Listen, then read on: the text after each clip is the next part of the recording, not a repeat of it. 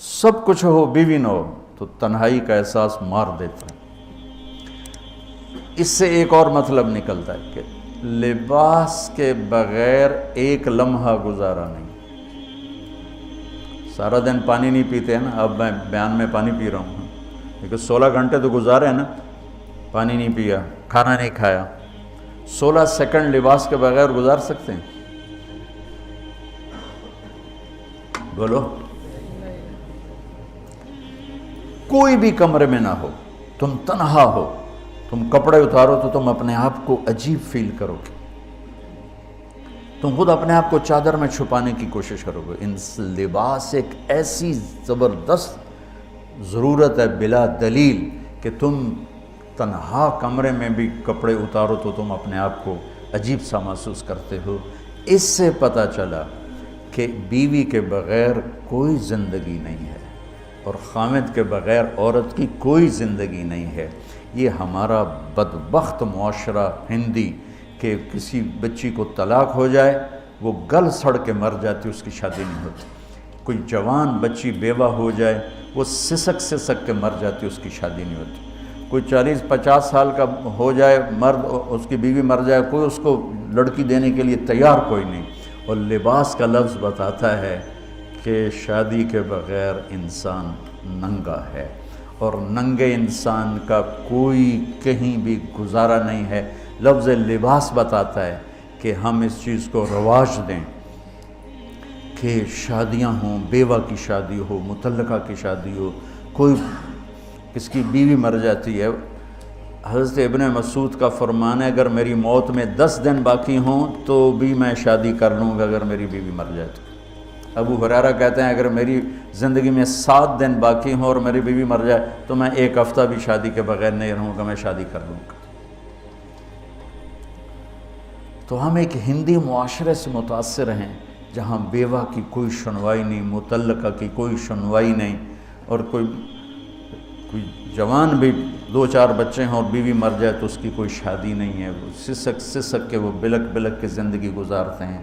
ہم لوگ اس کو رواج دیں۔ لباس، لفظ لباس بتا رہا ہے کہ جیسے لباس کے بغیر ایک لمحہ آدمی چین سے نہیں بیٹھ سکتا، ایسے ہی اس رشتے کے بغیر زندگی میں کوئی خوبصورتی نہیں، کوئی حسن نہیں۔ میں نے جیسے کہا لباس سب سے قریب ہے، تو اس کے بعد بیوی کا حق سب سے پہلے آ جاتا ہے۔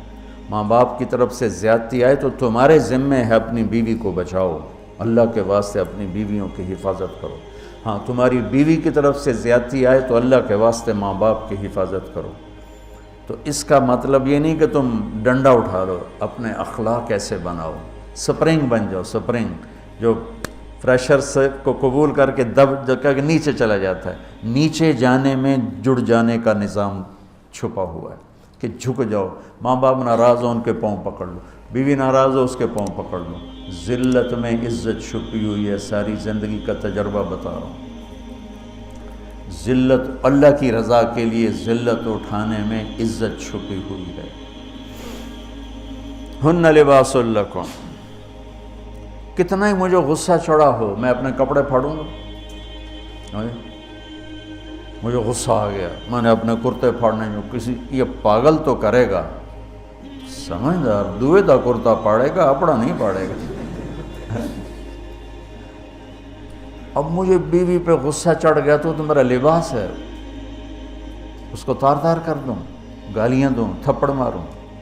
تو ایسا ہی جیسے میں اپنے کرتے کو پھاڑ رہا اور اپنے کرتے کو تار تار کر رہا۔ بیوی کو غصہ چڑھے تو وہ اپنے کپڑے پھاڑتی ہیں۔ کپڑوں کے لیے کتنے حفاظتی نظام ہیں، الماریاں بنی ہوئی ہیں اور ہینگر بنے ہوئے ہیں، کریز خراب نہ ہو۔ جب پڑھتا تھا نا لاہور تو اسکول میں یا کالج کا میں سب سے خوش لباس لڑکا کہلاتا تھا کہ میں اپنی اسکول سے آ کر نا، اب ہاسٹل میں کوئی استریاں تو ہیں نہیں، نہ ہی کوئی نوکر، تو اپنی پتلون کو ایسے ہاتھوں سے استری کرنا اور کر کے پھر تہ لگانا، پھر سرانے کے نیچے رکھنا پھر اس کے اوپر سونا تاکہ خود بخود استری ہو جائے اور کریز ٹھیک ہو جائے، اور رات کو بالوں کے اوپر رومال باندھنا تاکہ بالوں کی سیٹیں خراب نہ ہو جائیں۔ کیونکہ میں نے بال بنوائے تھے وحید مراد کٹ بال، 2 فلم سٹاروں کا ہیئر کٹ چلا، ایک دلیپ کمار کا، ایک وحید مراد کا۔ تو عام جو تھے نا بال کاٹنے والے، وہ 8 آنے لے کے بال کاٹ دیتے تھے۔ وحید مراد کٹ کے لیے 5 روپے لگتے تھے۔ 5 روپے اس زمانے میں بہت بڑی دولت تھی، جب ڈالر 1 روپے کا تھا۔ $5 کتنے ہو گئے ہیں جی؟ 500 سے اوپر ہے۔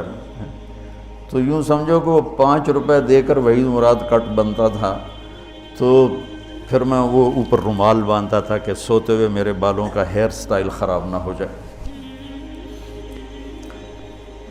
ایک چھوٹا سا بچہ ہے لیکن اپنے لباس کو کیسے حفاظت کر رہا ہے، کریز ٹھیک کر رہا ہے، سرانے کے نیچے رکھ رہا ہے اور اس کو صاف ستھرا رکھ رہا ہے۔ ہم کھاتے ہوئے کیا کرتے ہیں، آگے اگر کپڑے نئے پہنے ہوں تو آستینیں چڑھا لیتے ہیں کہ کہیں کوئی شوربہ، کچھ سالن ادھر نہ لگ جائے، ادھر نہ لگ جائے۔ میں جب بھی بیٹھتا ہوں تو میری بیوی کہتی ہے آستینیں چڑھاؤ، آستینیں چڑھاؤ، لگ نہ جائے۔ اور آگے ہم کیا کرتے ہیں، تولیہ رکھتے ہیں، نیپکن رکھتے ہیں، رومال رکھتے ہیں۔ بڑے بڑے ہوٹلوں میں جاؤ تو پہلے وہ ساتھ رکھا ہوتا ہے کہ کوئی کھانے کا ذرہ گرے، سالن کا کوئی قطرہ گرے تو آپ کے کپڑے خراب نہ ہوں۔ ہم کیچڑ میں جا رہے ہوں تو ہم اپنے پاؤں گندے کر لیتے ہیں، کپڑے گندے نہیں ہونے دیتے۔ اپنے شلوار اوپر کر لیتے ہیں، پتلون اوپر کر لیتے ہیں، پاجامہ اوپر کر لیتے ہیں۔ تو جب کہیں سے کوئی آنے لگے ایسی ناگواریاں تو اپنے اوپر لے لو، بیوی پہ نہ آنے دو۔ ہم کپڑا بچاتے ہیں یا پاؤں بچاتے ہیں؟ کپڑا بچاتے ہیں، شلوار اوپر ٹانگ لیتے ہیں، کرتے کو یوں سمیٹ لیتے ہیں۔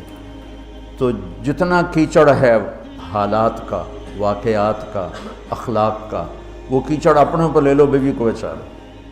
اور بیوی کیا کرے، وہ جتنا کیچڑ ہے حالات کا، واقعات کا، ناگواریوں کا، اپنے اوپر لے لے، خامد کو بچا لے۔ لباس کا اور کیا کام ہے، یواری سواتکم، یہ تمہارے عیب چھپاتا ہے۔ تو میرا کام کیا ہے، میں بیوی کی کمیاں چھپاؤں، ڈھنڈورا نہ پیٹوں۔ بیوی کا کام کیا ہے، خامد کی کمیاں چھپائے، ڈھنڈورا نہ پیٹے۔ دوسرا کام کیا ہے لباس کا، وریشہ، لباس مجھے خوبصورت بناتا ہے۔ یہ ایک واحد رشتہ ہے جو زندگی کو خوبصورت بناتا ہے۔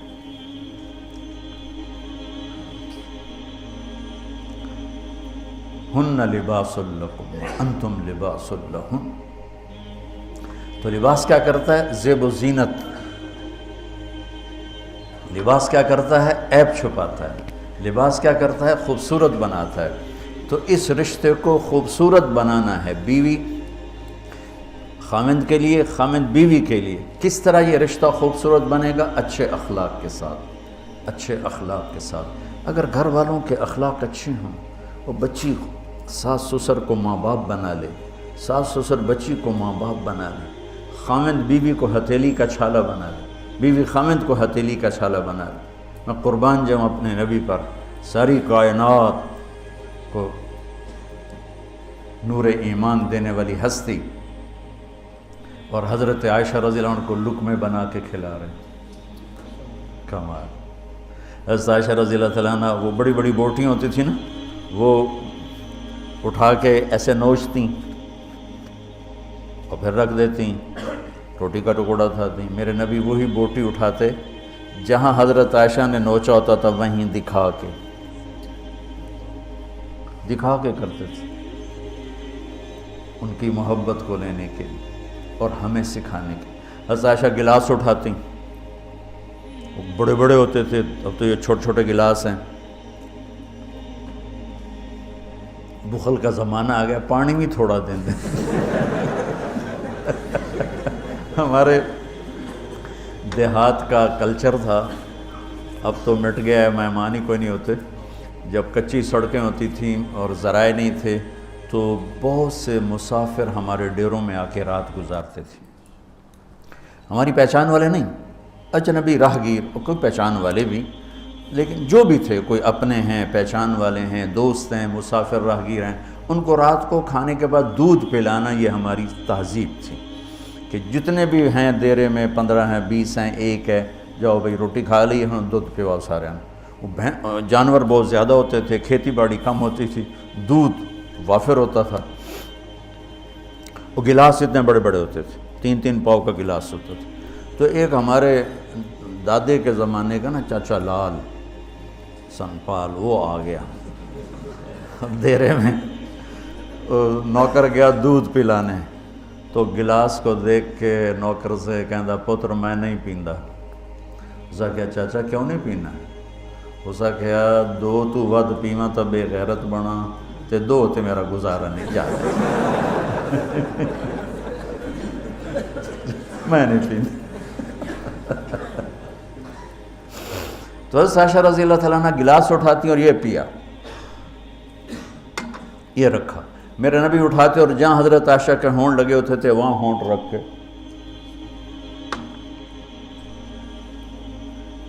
یہ زندگی سکھائی ہے۔ یا عائشو، کیا محبت سے بولا عائشہ نے، یا عائشو، یہ عاشقانہ انداز ہے، محبوبانہ انداز ہے۔ یا حمیراء، عائشہ آؤ دوڑ لگائیں۔ عائشہ مجھے پتہ چل جاتا جب تو میرے اوپر ناراض ہوتی ہے۔ حضرت عائشہ نے کہا وہ کیسے؟ کہ جب تو میرے اوپر ناراض ہوتی ہے نا تو یہ نہیں کہتی مجھے رب محمد کی قسم، تو کہتی مجھے رب ابراہیم کی قسم۔ جب تو میرے اوپر راضی ہوتی ہے تو کہتی ہے مجھے رب محمد کی قسم، اور جب تو میرے اوپر ناراض ہوتی ہے تو کہتی مجھے رب ابراہیم کی قسم۔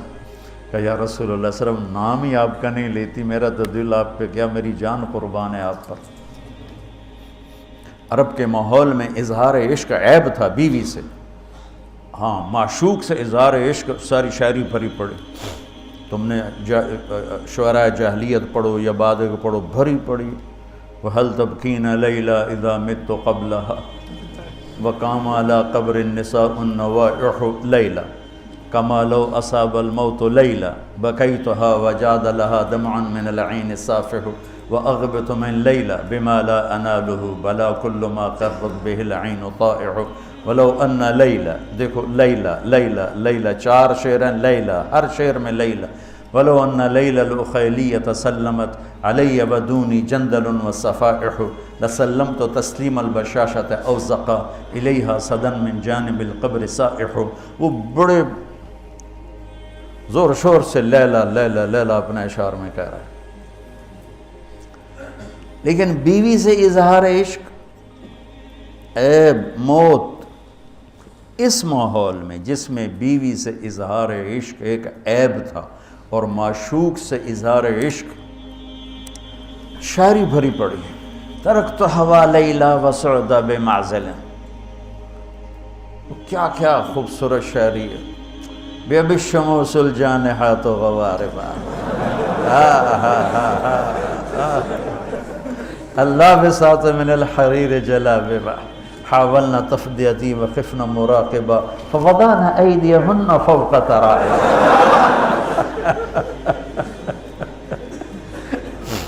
عرب کی شاعری بھری پڑی ہے عشق و معشوقی سے۔ اس ماحول میں میرے نبی سے ایک شخص کہتا ہے یا رسول اللہ من احب الناس الیک، آپ کو سب سے زیادہ کس سے پیار ہے؟ بھری محفل ہے، مسجد الگ نہیں کہ یوں کر کے پوچھ رہا ہو، بھری محفل میں آپ سب سے زیادہ کس سے پیار کرتے ہیں؟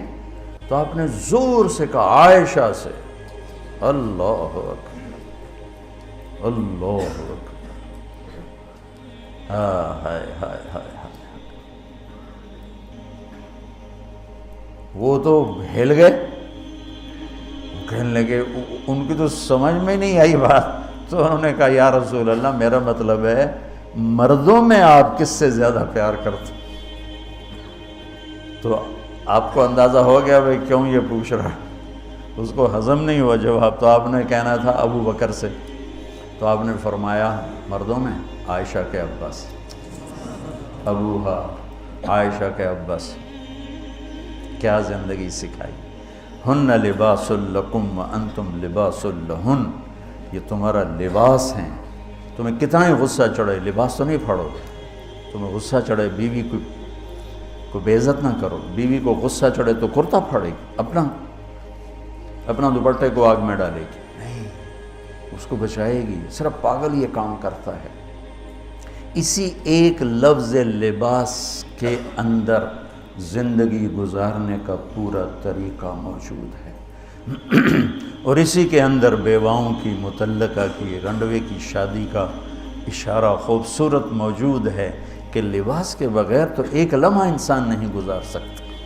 اس کو رواج دینا یہ ہمارے ذمہ ہے, اور اپنے نبی کی معاشرت کو بتانا یہ ہمارے ذمہ ہے. تو ان مسائل میں پڑ گئے جن کا نہ جنت سے تعلق ہے نہ جہنم سے تعلق ہے.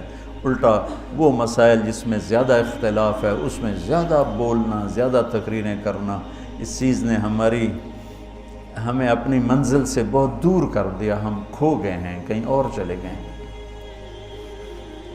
تو اس عرب کے ماحول میں میرے نبی نے لباس بنا کے دکھایا. صفیہ رضی اللہ تعالیٰ عنہ چھوٹے قد کی تھیں, اونٹ پہ سواری کے لیے وہ خود نہیں کر سکتی تھی, آپ نے اپنا گھٹنا آگے کر دیا. حضرت صفیہ نے آپ کے گھٹنے پر پاؤں رکھا اور اس کو زینہ بنا کے آپ نے ان کو اوپر چڑھایا, زینہ بنا کے.